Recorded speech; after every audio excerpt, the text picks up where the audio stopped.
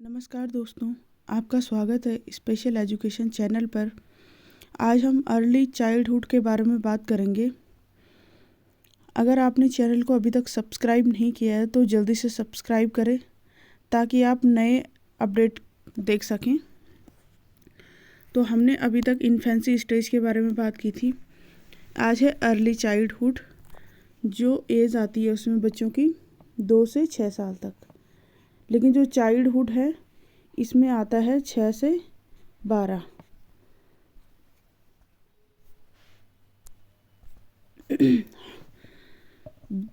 कल हमने जो इन्फेंसी स्टेज पढ़ाई थी तो उसमें हमने एक चीज़ छोड़ दी थी, social emotional development in infancy.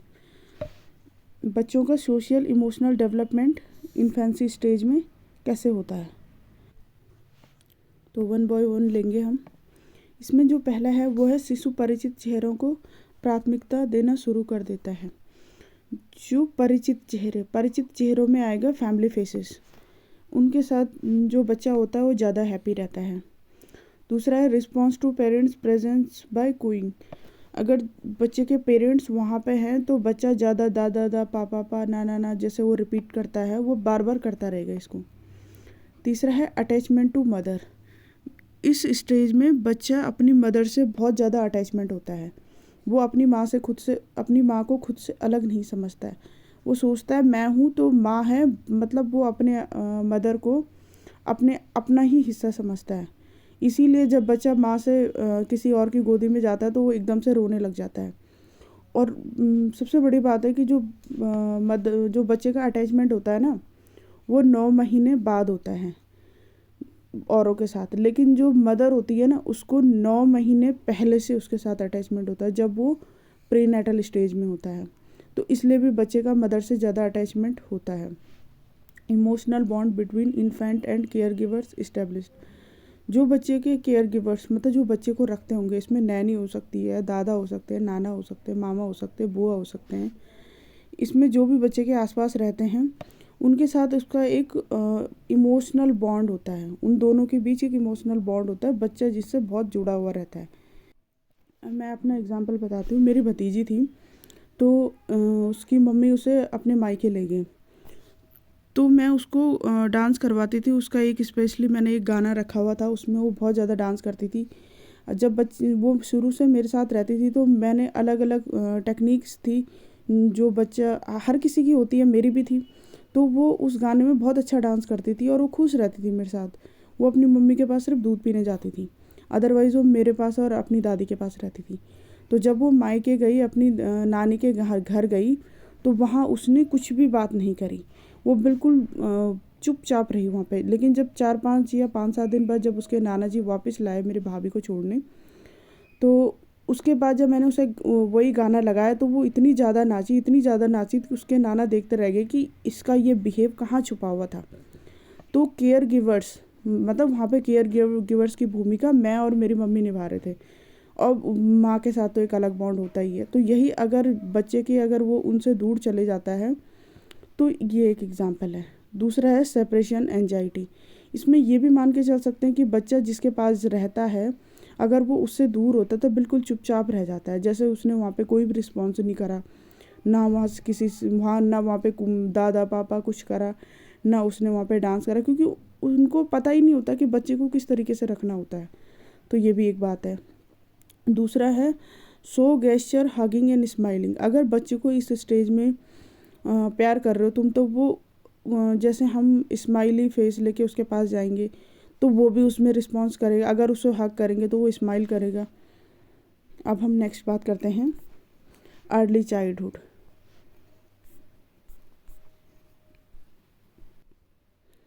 Early childhood, जैसे कि हमने चाइल्डहुड की बात करी, तो ये आता है 6 से 12 साल तक। लेकिन हमने इसको 2 पार्ट में डिवाइड किया था, तो अर्ली और लेटर चाइल्डहुड। तो इसको एरिक एरिक्सन जो हमारे साइकोलॉजिस्ट रहे हैं, मनोवैज्ञानिक रहे हैं, उन्होंने इसको प्ले एज कहा है। क्योंकि इस एज में 2 से 6 साल तक बच्चे को खेलने से फुर्सत ही नहीं मिलती है ज़्यादा। उसको हर चीज़ में तो खेल चाहिए, चाहे कुछ भी हो रहा घर में, कोई भी बात है उसको कोई फ़र्क नहीं पड़ता, उसे खाली खेल चाहिए, क्योंकि बच्चे का कॉग्निशन ही उतना है अभी। दूसरा है non age pre school period, इसके बाद बच्चा स्कूल जाना शुरू करता है तो इस एज को प्री स्कूल पीरियड भी कहा जाता है। Non age pre gang age, gang age हम आगे पढ़ेंगे लेटर चाइल्डहुड में, तो इसको प्री गैंग एज कहेंगे, क्योंकि इसके बाद वाली स्टेज में बच्चा गैंग बनाने लगता है, मतलब दोस्त यारी बनाने लगता है। Toy age, play age, toy age यही हुआ। टेम्परेरी फ्रेंडशिप, अगर आप कभी बच्चे को देखा होगा कहीं रेलवे स्टेशन हो गया, हॉस्पिटल हो गया, या कहीं भी जा रखे हैं, तो अगर बच्चे को दूसरा बच्चा दिख गया तो वो बिल्कुल स्माइल पास करने लगते हैं, खेलने लगते हैं उसके साथ। उसके बाद जब जाते हैं तो बाय हो गया और फ्रेंडशिप भूल गई, मतलब टेम्परेरी, परमानेंट टेम्परेरी फ्रेंडशिप, बस उनको खाली खेलना होता है। Most rapid language development, golden और क्रूशियल पीरियड, इसमें सबसे ज़्यादा लैंग्वेज डेवलपमेंट होता है बच्चे का। इसमें बच्चा जो भी घर में बोली जानी लैंग्वेज है उसको एक्वायर करता है। नेक्स्ट है important period from socio emotional perspective, इसमें बच्चे के सबसे ज़्यादा सोशल और इमोशनल डेवलपमेंट होता है। बच्चा पहले छोटा होता है, बाद में बड़ा हो जाता है। ये बीच वाली स्टेज है, इसमें बच्चा बहुत छोटा होता है, इसमें बच्चा बड़ा हो जाता है। तो ये जो स्टेज है ये बीच की है, इसमें बच्चा बोलना भी सीखता है, बिहेव करना भी सीखता है। घर में कोई आ रहा है तो नमस्ते कैसे करना है, जा रहा है तो बाय कैसे करना है, फैमिली मेम्बर जो होता है वो सिखाते हैं इनको। तो ये सोशल और इमोशनल दोनों के लिए इम्पॉर्टेंट पीरियड है। नेक्स्ट हम बात करेंगे इसमें सेल्फ सेंटर्ड, बच्चा खुद को यूनिवर्स का सेंटर्ड समझता है, बस मैं ही हूँ जो कुछ हूँ। इसको पियाजे ने ईगो सेंट्रिक भी कहा। इस पियाजे के बारे में हम बाद में पढ़ेंगे। एज ऑफ इरेशनल थिंकिंग, बच्चा इसमें इरेशनल को बोलेंगे हम अतार्किक चिंतन। इरेशनल का मतलब है कि जैसे बच्चे को बोल दिया चंदा मामा तो बस हाँ चंदा मामा, फिर बोल दिया कि बॉल तो बॉल चंदा मामा बॉल। जैसे मतलब उसको अगर सर्कल है तो बोल दिया कि ये भी सर्कल, लेकिन बच्चा इसमें ये नहीं कर पाएगा अलग कि चंदा मामा बॉल है या बॉल चंदा मामा। वो चांद को ही बॉल समझने लगेगा, बॉल को ही चांद समझने। Irrational thinking means. नेक्स्ट है इसमें बिलीव इन इमामेंट जस्टिस। हम अपने बच्चे को जब भी करते हैं तो उसको अच्छी अच्छी आदतें डालने के लिए घर में क्या करते हैं, जैसे बच्चा कुछ गलत काम कर रहा है, कुछ बैड हैबिट को सीख गया है, तो हम बच्चे को ऐसे नहीं ये गलत होता है, ये ऐसा होता है, आपको चोट लग जाएगी, बच्चा उसको एज इट इज़ एक्वायर कर लेता है। और बच्चे को लगता है कि कोई ना कोई है जो मतलब हमारी कैलकुलेशन कर रहा है, मतलब जो हमें देख रहा है। अगर हम कुछ गलत करेंगे, जो हमें देख रहा है, अगर हम कुछ गलत करेंगे तो तुरंत न्याय मिलेगा। जैसे कोई बैठा है, जैसे कोई भगवान है, वो बच्चे की सोच में ये डेवलप हो जाता है कि कोई है, अगर हम गलत करेंगे तो ऐसा हो जाएगा, अगर हम झूठ बोलेंगे तो हमारे साथ गलत होगा, अगर हम चोरी करेंगे तो हमें, बच्चे को चोट लगी है तो वो खुद ही करेगा कि जैसे मेरे को चोट लगी है तो इसीलिए लगी है कि मैंने झूठ बोला। फिर है बेसिक अंडरस्टैंडिंग ऑफ LSRW, जो लैंग्वेज सीखने का जो क्रम होता है वो listening, speaking, reading and writing. जो सीखने का सबसे छोटा बच्चा होता है वो पहले क्या करता है, सुनता है, क्योंकि उसे बोलना ही नहीं आता, वो सुनता है, बाद में उसे बोलना आता है, थोड़ा थोड़ा करके तोड़ करके बोलता है। फिर वो रीड करता है, जैसे लिखा रहता है तो हम उसे डायग्राम दिखाते हैं कि व्हाट इज़ दिस, तो बच्चा बताता है ये स्क्वायर है, ये सर्कल है, ये ट्रायंगल है। उसके बाद फाइनली जो स्टेज होती है वो होती है राइटिंग की, तो उसके बाद बच्चा राइटिंग करता है, उसकी बेसिक अंडरस्टैंडिंग बन जाती है। क्यूरियोसिटी क्वेश्चनिंग, क्यूरियोसिटी क्या होता है, बच्चा जो इस एज में बच्चा सबसे ज़्यादा क्वेश्चन पूछेगा, अगर उसे कुछ दिख गया तो उससे रिलेटेड, ऐसा क्यों है, ऐसा किस लिए है। तो जो घर में दादा नानी, जिनके घर में बुजुर्ग हैं, उनके घर में बच्चे अच्छे से हो रहे हैं, क्योंकि वही बच्चे की जिज्ञासा को शांत कर सकते हैं। बाद बाकी आज की डेट में पेरेंट्स को तो उतना टाइम भी नहीं है अपने बच्चों को देने के लिए कि वो उनकी क्यूरियोसिटी को शांत कर सकें। तो जिनके घर में हैं वो रिस्पेक्ट करें अपने ग्रैंड पेरेंट्स की, जो भी बुजुर्ग घर में हैं, दादा मामा फूफू जो भी है, तो उनकी रिस्पेक्ट करें। लर्निंग बाय इमिटेशन, बच्चे को हमेशा आपने घरों में सुना होगा जब बड़ों के द्वारा कुछ गलत बोला जाता है तो बोला जाता है अरे नहीं ऐसा मत बोलो, वो सीख जाएगा। हम जो कर रहे होते हैं हमारे बच्चे वही सीखते हैं। और फिर घर में बोलते हैं कि ये कहाँ से सीखा। एक्चुअल में बच्चा कहीं बाहर से नहीं सीखता, बच्चा तो बिल्कुल ब्लैंक होके आया है, इसको हमने सिखाया अपने एनवायरनमेंट में। अगर हमने अच्छा सिखाया है, अगर हमने बच्चे को अच्छा सिखाया है, हम अच्छा बिहेव कर रहे हैं तो बच्चा भी अच्छा बिहेव करेगा। अगर बुरा बिहेव देख रहा है बच्चा तो वो भी उसी बिहेव को फॉलो करेगा। तो लर्निंग बाय इमिटेशन यही एज होती है जिसमें बच्चा देख के सीखता है। अगर पापा शेविंग कर रहे हैं तो बच्चा भी शेविंग करने की कोशिश करेगा, अगर मम्मा काम कर रही है तो बच्चा भी वही करेगा। अगर कोई अच्छा बिहेव कर रहा है, लाइक जैसे सुबह उठ के अपने पेरेंट्स के पैर छूना, तो बच्चा भी देख के करेगा। अगर नहीं कर रहे हो, अगर आप गलत बोल रहे हो, गाली गलौज कर रहे हो घर में, जो भी कर रहे हो, बच्चा वही सीखेगा। तो यही स्टेज है जिसमें बच्चा देख के सीखता है। लेटर चाइल्डहुड, जिस 6 से 12 साल, इसमें क्या है, एलिमेंट्री स्कूल एज। इस एज में बच्चा स्कूल जाने लगता है। ये गैंग एज, इसमें क्या करता है बच्चा 6 से 12 साल तक, आपने देखा होगा शादी ब्याह में जब जाते हैं तो खूब सारे छोटे छोटे बच्चे हो जाते हैं और एक के कंधे में हाथ रख के दूसरे कंधे में हाथ रख के घूमते रहते हैं। वो यही मतलब एक किस्म से गैंग बना लेना, अपनी एक ग्रुप बना लेना। इस एज में बच्चे खेलते रहते हैं, स्कूल में भी होगा वो, उनका भी एक अलग अपना ग्रुप बना रहता है। एज ऑफ स्यूडो मैच्योरिटी, इसका मतलब क्या है, सूडो मैच्योरिटी का मिथ्या परिपक्वता का काल। इसमें बच्चा अपने आप को मैच्योर समझने लगता है कि मैं मैच्योर हो गया हूँ, मतलब मैं बड़ा हो गया हूँ।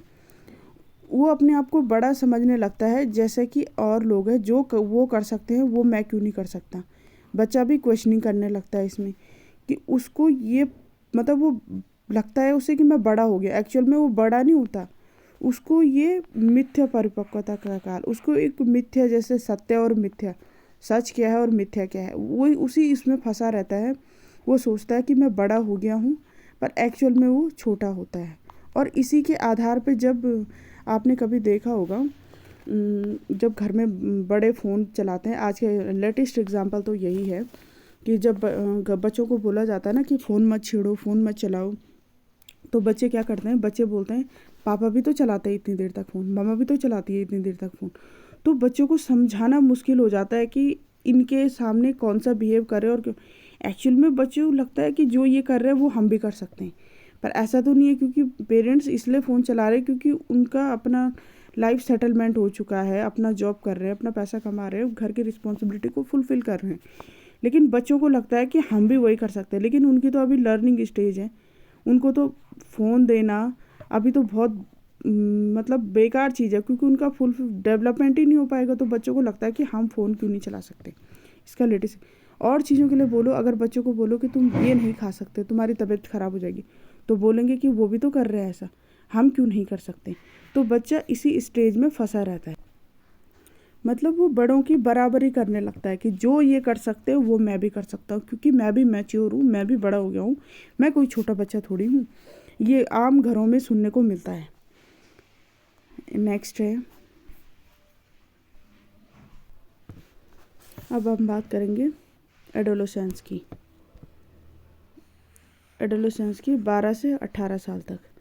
WHO के अकॉर्डिंग ये 10 से 19 साल मानता है। ये इसलिए मानता है क्योंकि ये ऑल ओवर वर्ल्ड को लेके चलता है। और जो एडोलेसेंस हम बात कर रहे हैं वो 12 से 18 साल की है, और वैसे WHO के अकॉर्डिंग, वर्ल्ड हेल्थ ऑर्गेनाइजेशन के अकॉर्डिंग 10 to 19 ईयर। ये जो एडोलेसेंस वर्ड है ये एडोशियर से मिलके बना है। Adolescere which means to grow maturity, मतलब बच्चा भी नहीं है और बड़ा भी नहीं है, इधर तो ये छोटा है और इधर ये बड़ा है।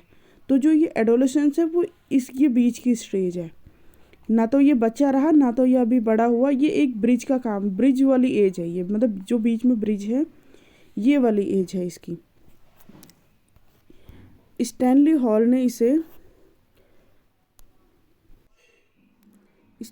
हॉल ने कहा था adolescence is the period of stress and storm, मतलब तनाव और तूफान की अवस्था। इसलिए कहा था क्योंकि इस एज में तनाव भी होता है, तूफान। सबको पता है कि जब बच्चा ग्रो कर मैच्योरिटी वाली एज में चला जाता है तो वो क्या बिहेव करता है। इसमें इसके फिजिकल चेंजेज होते हैं, हार्मोनल चेंजेस होते हैं, प्यूबर्टी स्टेज आती है, जिसमें मेल्स हार्मोन्स रिलीज़ होने लगते हैं, फीमेल्स हार्मोन्स, बहुत सारे फिजिकल चेंजेस आते हैं। लड़कों में दाढ़ी मूछ का आना, लड़कियों में पीरियड्स होना, मेंस्ट्रुएशन साइकिल, सेक्सुअलिटी एक्टिविटी आ जाती है इनमें बच्चों में। दूसरा है, इस एज में आता है एडजस्टमेंट इशू।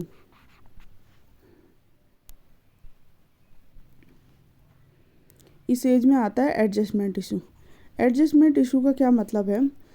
बच्चा अपने आप को एडजस्ट नहीं कर पाता जिस माहौल में वो रह रहा है, क्योंकि बच्चे के फ्रेंड्स होते हैं, वो अलग बात करते हैं, पेरेंट्स अलग बात करते हैं। अगर वो टीवी देख रहा है तो वो अलग बात करेंगे, मतलब अलग अलग तरह की बातें होती है, बच्चा जिसको एडजस्ट नहीं कर पाता। वोकेशनल एंजाइटी होती है, टीवी में दिखा रहे हैं कि कोई मूवी देख ली कि हमें ऐसा करना है, फैमिली ने बोल दिया कि तुम्हें डॉक्टर बनना है, बच्चे की मर्जी कुछ और है, टीचर उसको कुछ और बोल रहा है, तो इसमें वोकेशनल एंजाइटी भी हो जाती है। क्योंकि यही एक एज है जब बच्चा सोचता है कि मैं, मतलब इसको बोल सकते हैं कि क्रांति वाली एज, क्रांति, बच्चा इसमें क्रांति ला दे, रिवॉल्यूशन कर देगा। बच्चे की फीलिंग होती है कि मैं दुनिया बदल दूंगा। अगर बच्चे के सामने ऐसा पहाड़ भी रख दिया तो बच्चा उसको भी तोड़ देगा या उसको चढ़ के पार हो जाएगा। यही एक एज होती है। दूसरा, इसमें मल्टी डायमेंशन चेंजेस होते हैं। मल्टी डायमेंशन जैसे हमने अभी बात करी थी, फिजिकल हो गया, हार्मोनल हो गया, सोशल हो गया, इस तरह के बहुत सारे चेंजेस आते हैं बच्चे में। तो इसी एज में अगर बच्चे को सही गाइडेंस मिल गई, इस एज में अगर बच्चे को सही गाइडेंस मिल गई तो बच्चा बहुत आगे अच्छा कर जाता है। लेकिन इस स्टेज में अगर बच्चे को कुछ गलत गाइडेंस मिल गई, गलत गाइडेंस मीन्स जैसे करियर को लेके बच्चे का मन कर रहा है उसका कि मुझे आर्ट साइड पढ़ना है, लेकिन पेरेंट्स ने बोल दिया आर्ट की जगह आपको साइंस पढ़ना है, तो इसमें आपको साइंस पढ़ना है, तो बच्चा मजबूरन साइंस में चला तो जाएगा, लेकिन उसकी आर्ट वहीं छुप जाएगी, उससे उसे वोकेशनल एंजाइटी हो जाएगी। उसके बाद वो साइंस में अच्छा नहीं कर पाएगा। इस एज में पेरेंट्स को समझने की ज़रूरत है कि हमारा बच्चा क्या करना चाह रहा है। अब NEP 2020 में भी ये बात कही है कि बच्चे का 360 डिग्री असेसमेंट होना चाहिए। मतलब बच्चे को हर टाइम नज़र रखना, बच्चे को हर टाइम बच्चे पे नज़र रखना कि बच्चा क्या कर रहा है, कैसे कर रहा है, कितना कर रहा है, और उसकी एजुकेशन में ही ध्यान नहीं देना, उसका गेम्स, उसकी सारी 360, मतलब बच्चे को चारों तरफ से उसकी नज़र रखनी है। बच्चा किस चीज़ में ज़्यादा है, हो सकता है वो बोलने में अच्छा हो, लिखने में अच्छा नहीं है तो बोलने में अच्छा हो, उसी में अपना करियर बना सकता है। इस एज में बच्चे को समझना बहुत ज़रूरी है। दूसरी बात, फीमेल में क्या होता है, लड़कियों में मेंस्ट्रुएशन साइकिल की वजह से स्ट्रेस में उनको सही से जानकारी, उनको सेक्स एजुकेशन देना। एडोलेसेंस एज किसी उसकी मेन, क्या बोलेंगे हम इसको, अगर हम कोई पौधा लगा रहे हैं तो पौधा तभी ग्रो करेगा जब उसको सही से खाद पानी मिलेगा, खाद पानी, उसकी प्रॉपर देखभाल होगी, यहाँ पे खरपतवार नहीं उगने देंगे। तो यही वाली स्टेज है कि एडोलेसेंस तो एक पेड़ हो गया, खरपतवार, इसमें बहुत सारी एंजाइटीज़ होगी, तो इनको सारा ख़त्म करके इस पेड़ को ग्रो होने देना अच्छे से, इसकी सारी एंजाइटी को हटा के, सारी हार्मोनल चेंजेस को समझ के, एक टीचर को भी समझना चाहिए और सबसे बड़ी बात है कि पेरेंट्स को समझना चाहिए कि हमारे बच्चे में क्या क्या चेंजेस हो रहा है, तो उस हिसाब से बच्चे को चेंजेस करने दें। मैं अपनी बात बताती हूँ कि हम लोग एक शादी में गए थे, तो उसमें मैं तो बड़ी हो गई थी, तो उसमें एक लड़की थी, उसको पीरियड्स स्टार्ट हो गए, तो उसके पेरेंट्स उसको समझने के लिए तैयार नहीं। एक्चुअल में सबको पता है कि इस स्टेज में, लेकिन इतना ध्यान ही नहीं दिया होगा उसके पेरेंट्स ने, तो वो बराबर मना करती जा रही है कि मैं डांस नहीं करूँगी, मैं ये सब नहीं करूँगी, लेकिन उसकी पेरेंट्स, रिश्तेदार सब फोर्स कर रहे हैं। किसी ने एक बार उसको ये समझने की कोशिश नहीं करी कि वो क्यों नहीं करना चाह रही है, मतलब उस क्यों का जवाब जानने की कोशिश नहीं करी, बस करते जा रहे। एक बार उसे भी तो समझो कि बच्चे में क्या प्रॉब्लम हो रही है और इस वजह से उसको कितना स्ट्रेस हो रहा था। इसी तरीके से स्कूल में भी बच्चे को कोई ऐसी एक्टिविटी दे दी टीचर ने, अगर बच्चा मना कर रहा है तो नहीं है, इसका मतलब ना है। इसी तरीके से लड़कों में भी है, अगर मतलब ना का एक पिंक मूवी आई थी कि जिसमें वो फाइनली बोलता है कि अगर इसने मना करा है तो ना का मतलब ना होता है। तो यही है कि इस एज में ना का मतलब समझना, अगर बच्चा किसी चीज़ को मना कर रहा है तो उस ना का मतलब जानना पेरेंट्स के लिए भी ज़रूरी है, टीचर के लिए भी ज़रूरी है और स्कूल कॉलेजेस में जहाँ पे काउंसलर है उसको भी ये चीज़ टीचर को और पेरेंट्स को पीटीएम में समझाना ज़रूरी है कि क्या दिक्कत है बच्चे को। और इस एज में बच्चा स्कूल में ही होता है तो सबसे ज़्यादा क्या बोलेंगे, संवेदनशील टीचर को होना चाहिए। पेरेंट्स को तो सबसे पहले होना चाहिए, साथ में टीचर को भी संवेदनशील इसमें होना चाहिए। Thank you so much.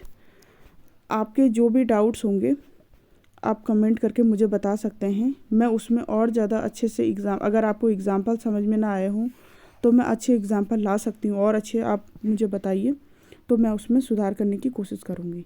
Thank you so much.